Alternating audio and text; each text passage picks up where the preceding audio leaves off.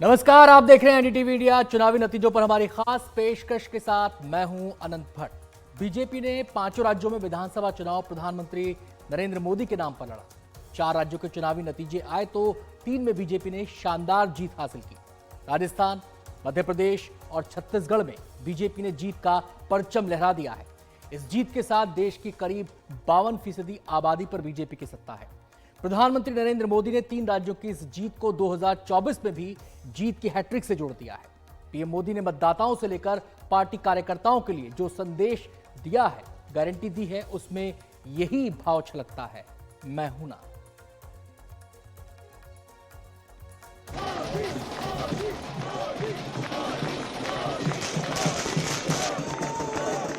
– 2024 लोकसभा चुनाव से पहले 3 राज्यों में मिली शानदार जीत ने बीजेपी की उम्मीदों को 7वें आसमान पर पहुंचा दिया है।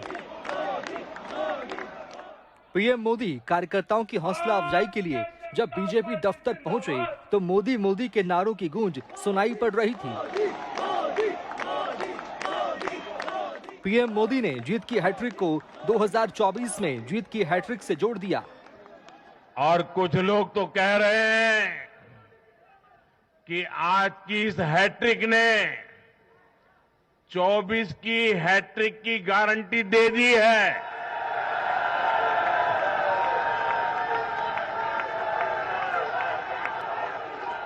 साथियों,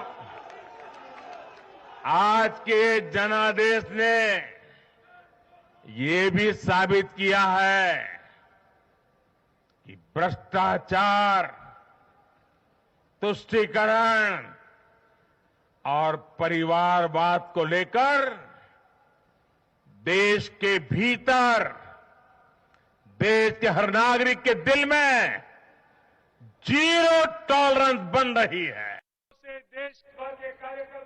जिस वक्त पीएम मोदी बीजेपी दफ्तर पहुंचे, वहां बीजेपी अध्यक्ष जेपी नड्डा ने उनका स्वागत किया। फिर दोनों तरफ से कार्यकर्ताओं के हुजूम के बीच रेड कारपेट पर चलते हुए पीएम मोदी मंच तक पहुंचे। ये आत्मविश्वास की चाल थी जो 3 राज्यों में जीत से निकली है। ये चुनाव नतीजे कांग्रेस और उसके घमंडिया गठबंधन के लिए भी बहुत बड़ा सबक है। सबक ये है कि सिर्फ कुछ परिवारवादियों के मंच पर एक साथ आ जाने से फोटो कितनी अच्छी निकल जाए, देश का भरोसा नहीं जीता जाता। देश की जनता का दिल जीतने के लिए राष्ट्र सेवा का जज्बा होना चाहिए और घमंडिया गठबंधन में रत्ती भर भी वो नजर नहीं आता है। बीजेपी दफ्तर में ये जोश कुछ वैसा ही लग रहा था जैसा 2019 के लोकसभा चुनाव के बाद प्रधानमंत्री मोदी छत्तीसगढ़, मध्य प्रदेश और राजस्थान में मिले जनादेश से गदगद थे। कभी राजनाथ सिंह से हंसकर बात करते दिखे तो कभी पार्टी अध्यक्ष जेपी नड्डा से। पीएम मोदी सीधे 2024 की तरफ देख रहे हैं और इसकी अपार संभावनाओं की गारंटी दे रहे हैं। मैं आज पूरी विनम्रता से देश की हर बहन बेटी को यही कहूंगा कि आपसे जो वायदा बीजेपी ने किए हैं वो 100% पूरे किए जाएंगे। और ये मोदी की गारंटी है।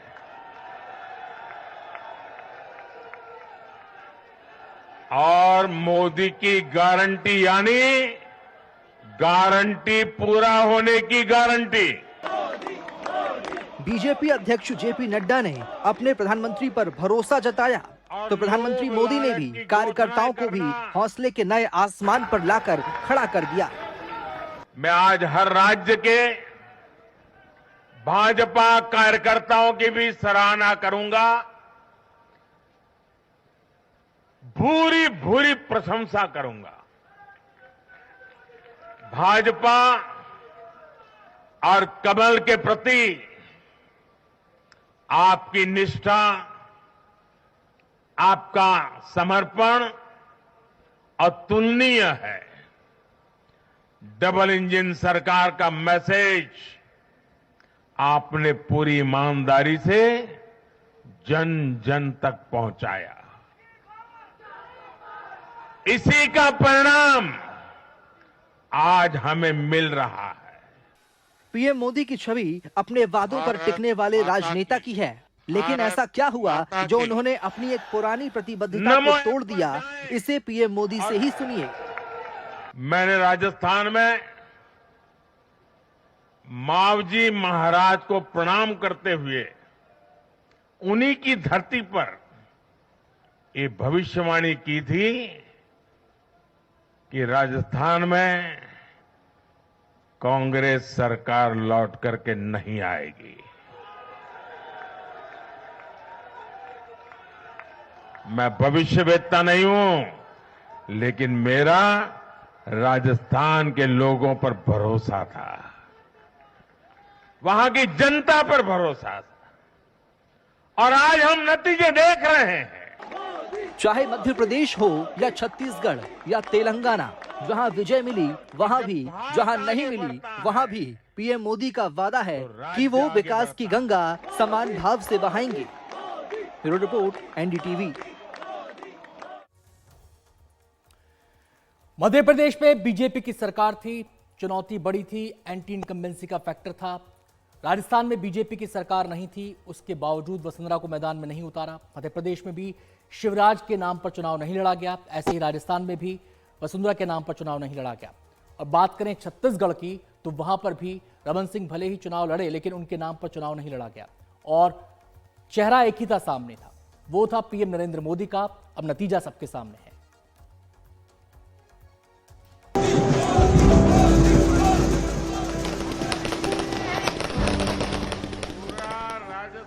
कह रहा है, जा रही है कांग्रेस, आ रही है भाजपा। गलो जी, कोनी मले वोट जी। एमपी और छत्तीसगढ़ में तो कांग्रेस का डिब्बा गुल है। चाहे छत्तीसगढ़ हो, मध्य प्रदेश हो या राजस्थान, प्रधानमंत्री नरेंद्र मोदी ने चुनाव प्रचार में तीनों राज्यों में जाकर यही कहा कि कमल को जिताइए, यानी बीजेपी को। भाजपा, भाजपा।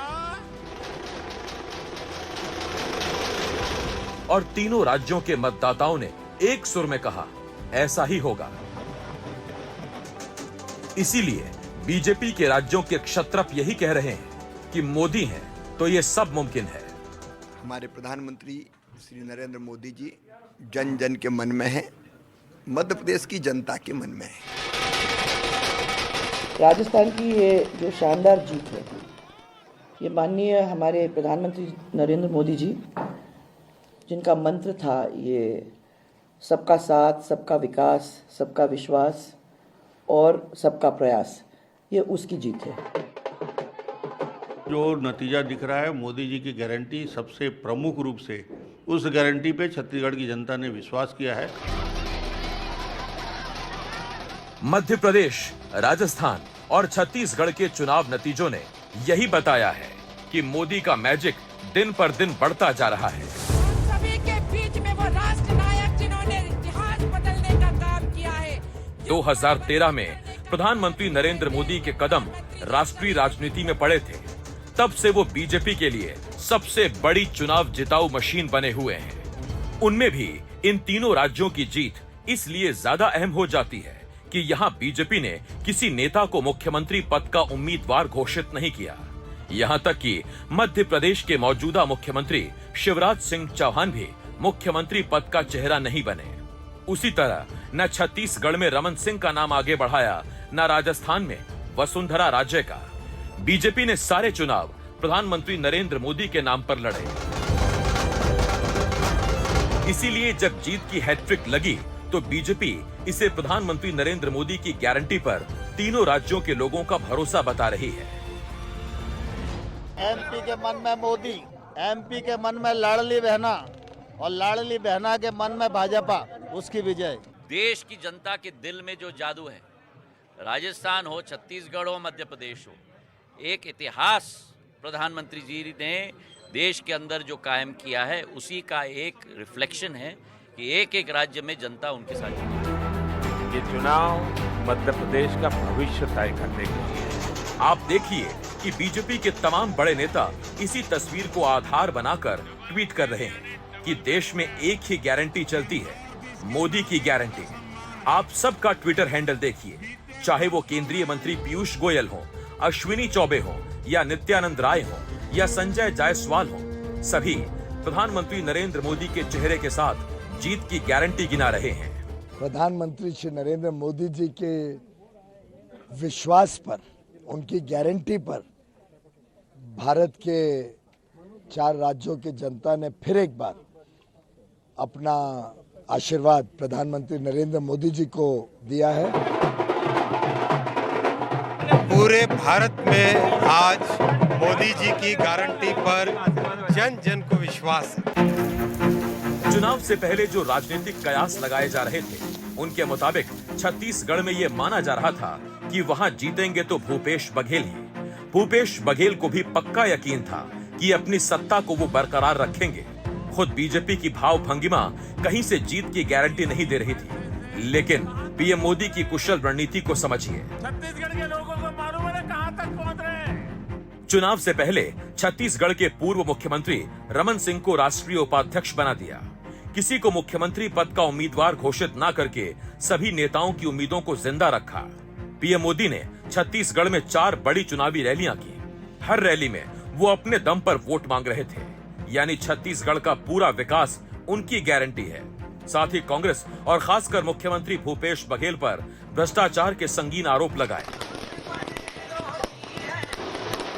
जनता ने पीएम मोदी के उठाए मुद्दों पर अपने भरोसे की मुहर लगा दी। ये जो छत्तीसगढ़ में महादेव सट्टेबाजी घोटाला हुआ है, उसमें 508 करोड़ रुपए से अधिक के बंटने के आरोप है। जांच एजेंसियों के छापों में रुपयों के ढेर पकड़े गए हैं। यहां के मुख्यमंत्री के करीबी जेल में बंद है। कांग्रेस के इन गणितबाजों को बताना होगा कि मुख्यमंत्री को इसमें कितना पैसा हिस्सा मिला है। कांग्रेस के बाकी नेताओं के हिस्से में कितना माल गया है और दिल्ली दरबार तक इसमें से कितना माल पहुंचा है। प्रधानमंत्री नरेंद्र मोदी आक्रामक चुनाव प्रचार करते हैं। छत्तीसगढ़ में पहली ही रैली में पीएम मोदी ने ये कहकर मनोवैज्ञानिक बढ़त ले ली कि वो छत्तीसगढ़ की जनता को बीजेपी सरकार के शपथ ग्रहण का न्योता देने आए हैं। मैं गारंटी देता हूं, छत्तीसगढ़ को भाजपा ही संवारेगी। जाहिर है कि ये चुनाव प्रधानमंत्री नरेंद्र मोदी बनाम मुख्यमंत्री भूपेश बघेल का हो गया और इसमें बीजेपी के नरेंद्र ने छत्तीसगढ़ के भूप को बेताज बना दिया। वहीं मध्य प्रदेश में 1.5 साल की कमलनाथ सरकार को छोड़कर बीजेपी पिछले 20 साल से सरकार चला रही है। 2005 से स्वयं शिवराज सिंह चौहान ही लगातार मुख्यमंत्री हैं। कांग्रेस को लगता था कि इस बार सत्ता विरोधी माहौल उनके काम आएगा और बीजेपी मध्य प्रदेश में जरूर जीतेगी। कहने की जरूरत नहीं है भाइयों और बहनों, यहां पे कांग्रेस पार्टी की सरकार आने जा रही है। 150 सीटें यहां मध्य प्रदेश में कांग्रेस पार्टी को मिलने जा रही है। तूफान आ रहा है कांग्रेस पार्टी का।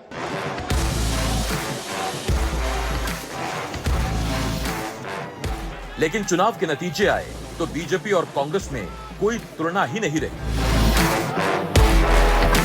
सत्ता विरोधी माहौल से बचने के लिए बीजेपी ने मुख्यमंत्री शिवराज सिंह चौहान का नाम आगे किया ही नहीं। मध्य प्रदेश में भी बीजेपी ने प्रधानमंत्री नरेंद्र मोदी के नाम पर ही चुनाव लड़ा। मध्य प्रदेश में प्रधानमंत्री मोदी ने 15 चुनावी रैलियां की। इनके अलावा इंदौर में एक रोड शो भी किया। पीएम मोदी ने महिला वोटों पर खास ध्यान दिया। शिवराज सरकार की लाडली बहन योजना ने महिलाओं को बीजेपी से जोड़ा। उस पर से लोकसभा और विधानसभा में महिलाओं के लिए 33% सीटों का आरक्षण भी असर करता दिख रहा है। बीजेपी ने हिंदुत्व के कार्ड को बड़ी बारीकी से चला, जिसमें चुनावी रैलियों में राम मंदिर का मुद्दा उछलता रहा। साथ ही कई केंद्रीय मंत्रियों और सांसदों को भी चुनावी मैदान में उतारकर यह बता दिया कि मध्य प्रदेश कितना अहम है। उसी का नतीजा है कि जब मध्य प्रदेश चुनाव के नतीजे आए तो सारे सियासी धुरंधर चौंक गए। बीजेपी ने मध्य प्रदेश में ऐसी शानदार चुनावी पारी खेली जो अद्भुत है। अब राजस्थान की तरफ आते हैं तो प्रधानमंत्री नरेंद्र मोदी ने यहां पर भी चुनाव प्रचार की बागडोर अपने हाथों में ले रखी थी। हर परिवार में जाकर के मेरा राम राम पहुंचाइए। राजस्थान में पीएम मोदी ने 12 रैलियां की। उदयपुर से पीएम मोदी ने चुनाव प्रचार का शंखनाद किया। बीजेपी ने इस चुनाव को पीएम मोदी बनाम सीएम गहलोत कर दिया, जिसमें जादूगर गहलोत का जादू हवा हो गया। साथ ही कन्हैया लाल हत्याकांड के बहाने हिंदुत्व का मुद्दा आहिस्ता आहिस्ता पूरे चुनाव में सुलगता रहा। इसके अलावा कांग्रेस के अंदर गहलोत बनाम पायलट के झगड़े को भी पीएम मोदी चुनावी सभाओं में उतार लाए। राजेश पायलट जी, एक बार उन्होंने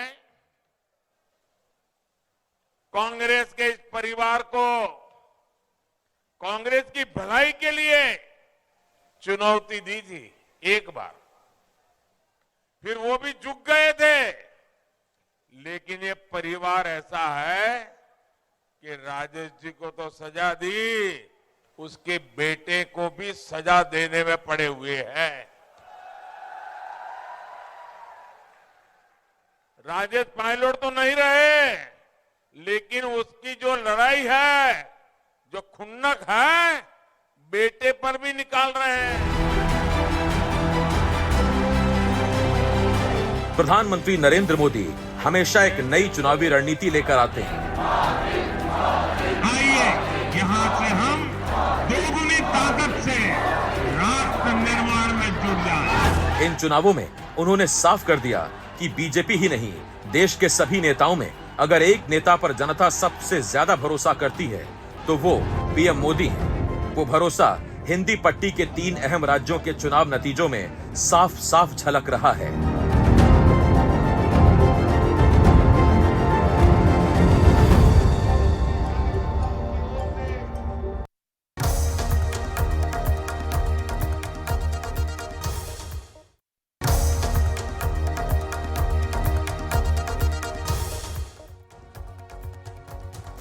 ब्रेक के बाद स्वागत है आपका। आप देख रहे हैं हमारी खास पेशकश। आगे बढ़ते हैं। प्रधानमंत्री नरेंद्र मोदी ने लोगों का हवाला देकर ये बता दिया कि इस जीत का जोश 2024 में भी जीत दिलाएगा, यानी केंद्र में मोदी सरकार हैट्रिक लगाएगी। ऐसा लगता है कि 3 राज्यों में जीत ने बीजेपी के रास्ते के वो 3 कांटे निकाल दिए हैं जो उसके लिए दिक्कत पैदा कर सकते थे और जिनके दम पर कांग्रेस अपनी जीत की उम्मीदें सजाए बैठी।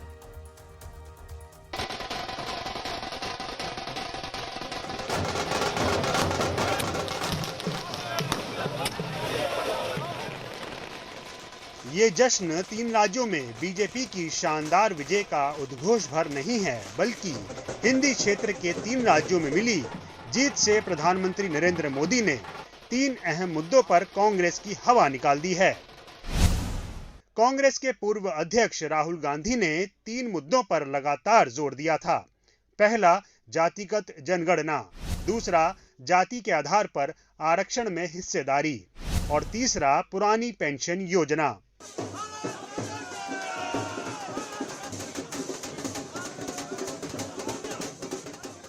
ये तीनों मुद्दे ऐसे थे जिनसे कांग्रेस को उम्मीद थी कि न सिर्फ विधानसभा चुनावों में शानदार विजय मिलेगी, बल्कि ये मुद्दे अगले लोकसभा चुनावों में भी जीत की गारंटी बन सकते हैं। भाइयों और बहनों, इसका कारण है, ये एक साजिश है। आपको आपकी सच्ची जनसंख्या आपकी सच्ची आबादी नहीं बताना चाहते हैं। दरअसल जाति के आधार पर आरक्षण का समर्थन कर्नाटक में कांग्रेस के काम आया था। कांग्रेस ने मध्य प्रदेश और राजस्थान में पुरानी पेंशन योजना को लागू करने का वादा किया था। अगर ये मुद्दे इन विधानसभा चुनावों में कांग्रेस के पक्ष में जाते तो यकीनन लोकसभा चुनावों में भी ये मुद्दे बहुत जोर शोर से उठते। लेकिन चुनावों के नतीजे आने से पहले ही प्रधानमंत्री नरेंद्र मोदी ने यह साफ कर दिया था कि उनके लिए जाति का पैमाना क्या है। मेरे लिए देश की सबसे बड़ी 4 जातियां हैं। मेरे लिए सबसे बड़ी जाति है गरीब, मेरे लिए सबसे बड़ी जाति है युवा, मेरे लिए सबसे बड़ी जाति है महिलाएं, मेरे लिए सबसे बड़ी जाति है किसान। इन 4 जातियों का उत्थान ही अगर भारत को विकसित बनाएगा, और अगर 4 का हो जाएगा ना, इसका मतलब सबका हो जाएगा। दरअसल कांग्रेस के उठाए तीनों मुद्दे ही बीजेपी के रास्ते में एक बहुत बड़ा कांटा बन रहे थे। लेकिन जीत की हैट्रिक से बीजेपी ने राहत की सांस ली होगी। जातिगत जनगणना की राजनीति ने बीजेपी के लिए धर्म संकट की स्थिति पैदा कर दी थी। सबसे पहले बिहार में नीतीश कुमार और तेजस्वी यादव ने इस मुद्दे को उठाया और अपने यहां जातिगत जनगणना भी कराई। लेकिन राष्ट्रीय स्तर पर राहुल गांधी ही इस मुद्दे को लेकर सबसे बढ़ चढ़कर बोलते रहे। उन्होंने ये भी वादा किया था कि जहां जहां उनकी सरकार होगी वहां वहां जातिगत जनगणना होगी। यहां तक कि राहुल गांधी ने ब्यूरोक्रेसी में भी ओबीसी से भेदभाव का मुद्दा उठाया था। 53 अफसर में से पिछड़े वर्ग के कितने अफसर हैं? 1। और ये एक जो अफसर है बेचारा वहां पे अकेला है, इसको ये लोग कोई काम नहीं देते, ये कोने में बैठा रहता है। और फिर शिवराज चौहान जी और नरेंद्र मोदी जी कहते हैं मध्य प्रदेश की सरकार पिछड़ों की सरकार है। कैसे पिछड़ों की सरकार है? अगर कांग्रेस इन राज्यों में जीत जाती तो जैसा कि पार्टी की ओर से कहा जा रहा था कि वो आंदोलन और तेज करती। विधानसभा चुनावों के दौरान जातिगत जनगणना पर बीजेपी के तेवर थोड़े मुलायम भी पड़े। राजस्थान में कांग्रेस ने तो दूसरी बार सरकार बनने पर ओपीएस को पक्का करने की गारंटी दी थी। कांग्रेस को उम्मीद थी कि इससे कम से कम 50 सीटें उनके पक्ष में जा सकती हैं। इसलिए खुद राहुल गांधी और सोनिया गांधी ने इसे बार बार चुनावी मुद्दा बनाया। अब 2024 के लोकसभा चुनावों से पहले बीजेपी की रणनीति यही होगी कि अगली बार चुनाव उन मुद्दों पर लड़ा जाए जो उसके लिए मुफीद हों।